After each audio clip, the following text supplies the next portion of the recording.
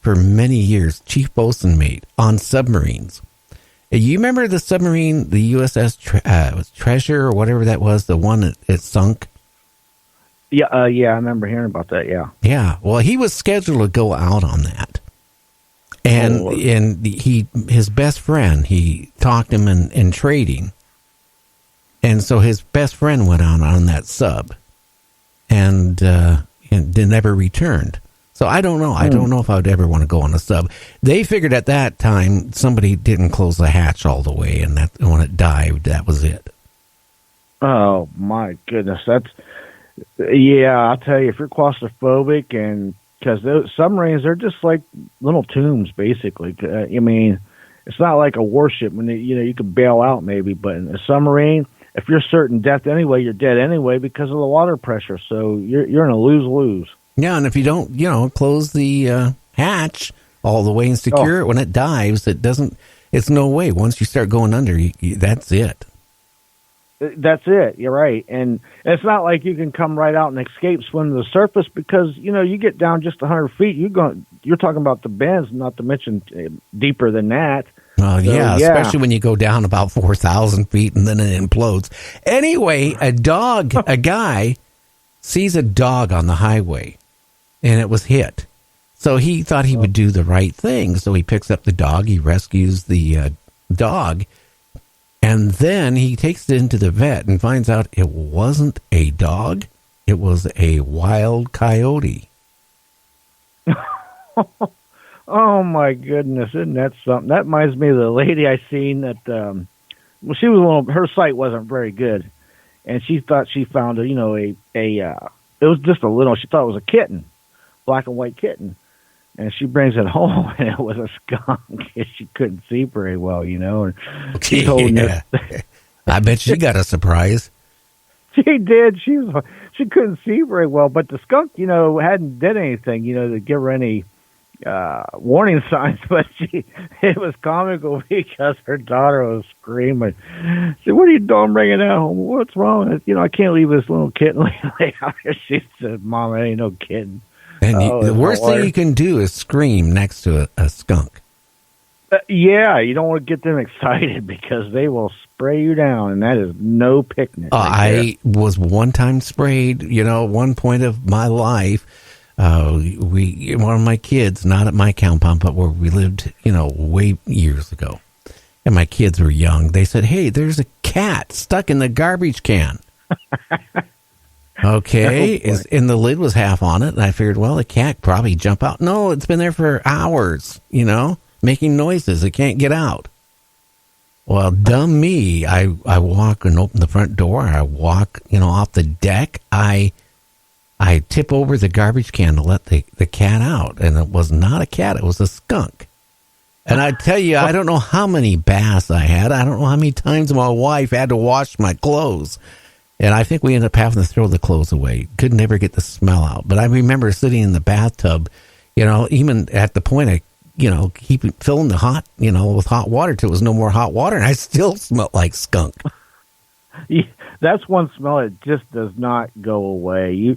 Best thing you do is bleach yourself down and throw away your clothes or burn them or something. And even then, it still takes a few days for that to go away. Well, anyway, this guy now has the best friend. His best friend is the coyote he rescued. Oh, okay. This wild coyote became attached to the guy who rescued it. And there's a picture of the coyote sitting in the backseat of his car, all nice and comfy and all that. I guess but you know what? If they're wild, coyotes are kind of not the most friendly thing towards any creature. Humans, chickens, dogs, cats. They like any of them. They're wily. They're wily. They're wily coyotes, and I guess if you get them young enough, you could probably domesticate them. I guess like anything else, but you're still taking a chance. Same thing with the wolves. Now I have seen people that's gotten baby pup wolves, and they've turned out, pretty domesticated. But even still, there's always that wildness in them. You might not want to make them mad. Well, no, and you never know. All of a sudden, they could be very lovable for you for years, and all of a sudden decide, play bite you and bite your hand off. Anyway, a guy is off on Hawaii, out in a paddle boat, one of the blow-up ones, and he's just having fun, paddling around, looking at all the babes on the beach, I guess. Well, a shark comes up to him, takes a big bite out of the paddle boat. Well, naturally, it's inflatable, and here's the guy screaming because the shark, was coming back, for seconds. Now, the boat was already deflated. Thank God that he was rescued. Yeah, I was just mentioning that, I think, last night about how sharks actually take bites out of your boat. And if you got an inflatable boat, that's all bad there. Yeah, you're going down. You're going from the pot to the fire, so to speak. The shark's down there circling, waiting for you. That's all bad right there. Oh yeah, and the shark probably figured, I'll just bite out it and then wait till the guy, is in the water, and here I got him. Well, a thief finds an unlocked store. He goes into the store, and he sees a pie.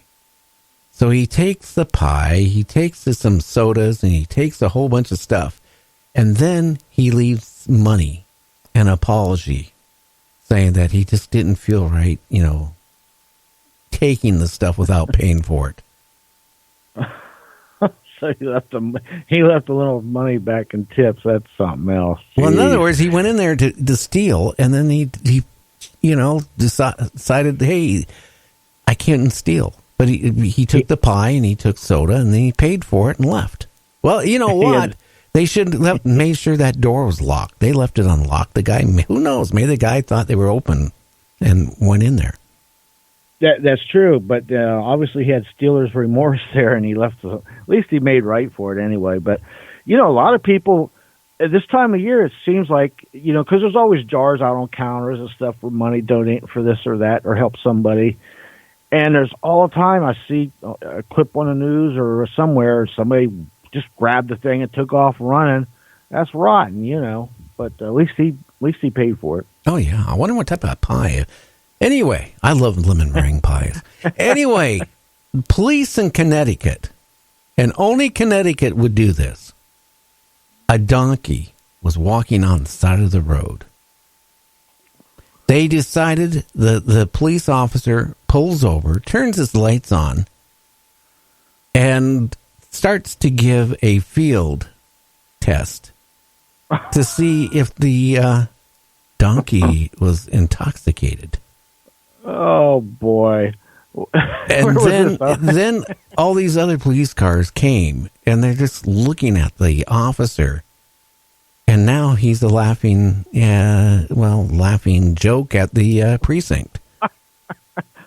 How do you give a sobriety test to a donkey? Oh, come on.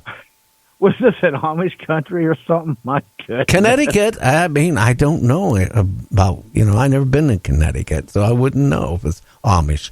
But I mean, maybe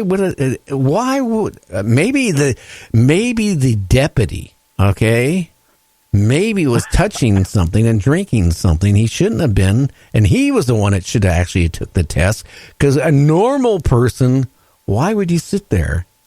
How would you get the donkey to walk a straight line and touch its nose? And, come on. I mean, something's wrong with this picture here, huh? Mr. Donkey, I need you to take a breathalyzer. Can you blow into this? That's just bizarre. Oh, my God. Oh, these people. I tell you, yeah, there's something wrong. Yeah, there's something going on there that, like you said, maybe the officer was drinking. I don't know. That's weird. Well, the big fad in the UK right now is to go out and lay in the sun naked. Oh, I know what you're going to say. What am I going to say? I'm going to let you say it, because I've seen this everywhere for the last 3 days, and it just cracks with the pictures, too. So go ahead. Okay, yes. Is that the one where she's holding her toes? Yeah. Yeah, and now, I don't know each other, news service says, but this one says that she believes everybody should tan their butthole. That gives a whole new meaning to moon and the sun, let me tell you. Oh, boy. You got to watch you get a sunburn down there. Yeah, that's what I was going to say. If you know, because that's a tender area, right? So if you're out there tanning your butthole, just think how much problems it could have when you had to go sit down. It'd be almost as bad as that python coming out of a toilet. Yeah. Imagine if you got a little bit too burned and you was the one that got bit by the snake all in one day. Oh, that'd be rotten. But I got to tell you. Could you imagine? You're sitting there tanning your butthole. Somebody comes up to you and sees you naked. And you say, oh, my God, hey, lady, are you okay? I'm fine. I'm just tanning my butthole. We'll be back in 3 minutes. You're listening to Night Dreams Talk Radio. Just think about tanning your butthole. We'll be back after all these. So stay tuned.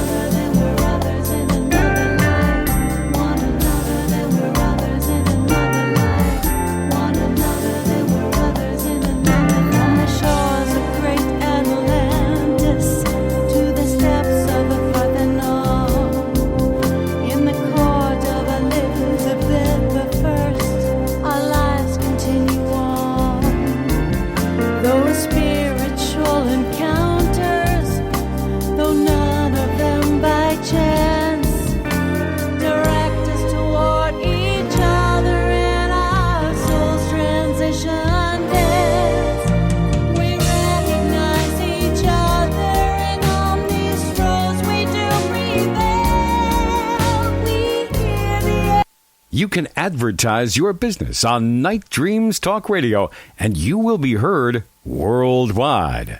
Why not contact us at nightdreamstalkradio@gmail.com. Good evening or morning, depending on your time zone. From the Pacific to the Atlantic to you worldwide. Get yourself a cup of java and find a comfy, easy chair. And get ready for Gary and his guest on Night Dreams Talk Radio after dark.